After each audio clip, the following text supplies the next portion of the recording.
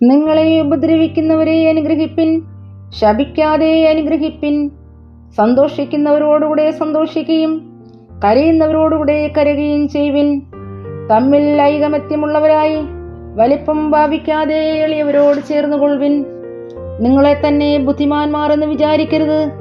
ആർക്കും തിന്മയ്ക്ക് പകരം തിന്മ ചെയ്യാതെ സകല മനുഷ്യരുടെയും മുമ്പിൽ യോഗ്യമായത് മുൻകരുതി കഴിയുമെങ്കിൽ നിങ്ങളാലാവോളം സകല മനുഷ്യരോടും സമാധാനമായിരിപ്പിൻ.